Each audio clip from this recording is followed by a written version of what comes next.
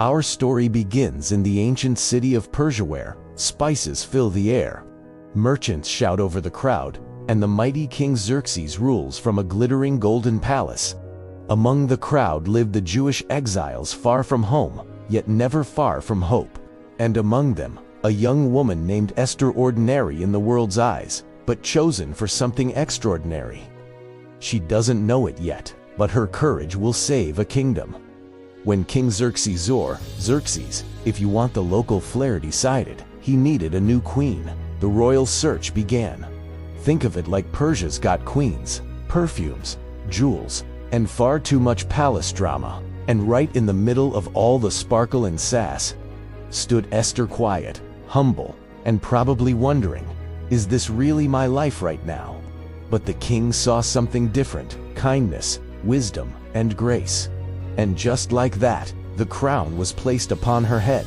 Esther became queen. But not all that glitters is gold. Enter Haman, the royal villain, with an ego the size of the palace gates. He demanded that everyone bow to him. But Mordecai, Esther's cousin, refused. And when pride met defiance, Haman went full evil genius mode. He tricked the king into signing a decree to destroy all the Jews in Persia. The countdown began, and suddenly, Esther's royal crown felt very heavy. Then came a message from Mordecai, a message that would echo through history. Perhaps you were made queen for such a time as this. But Esther knew the terrifying risk. In Persia, no one, not even the queen, could approach the king uninvited.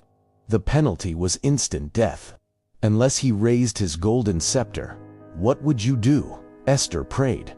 She fasted. She gathered every ounce of her courage. And then she whispered those fateful words, "If I perish, I perish." She stepped into the throne room, her heart pounding louder than the drums of Persia. The king looked up, paused, and smiled. The golden scepter lifted. She was safe. Through her wisdom and courage, Haman's evil plan backfired like a royal boomerang of bad decisions. The Jewish people were saved, and Esther's name became a symbol of bravery for generations. We might not live in palaces today, but we all face moments like Esther's. Moments when fear says, "Stay silent," and faith whispers, "Speak up." Maybe it's standing for truth at work. Maybe it's choosing kindness when gossip is easier. Maybe it's trusting God when life feels completely uncertain. Courage doesn't always roar.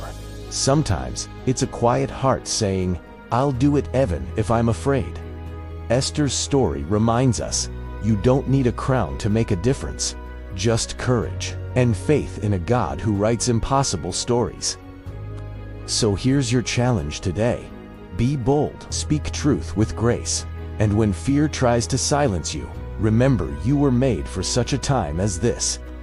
If this story inspired you, please hit that like button and subscribe for more stories of faith and courage. Thanks for watching.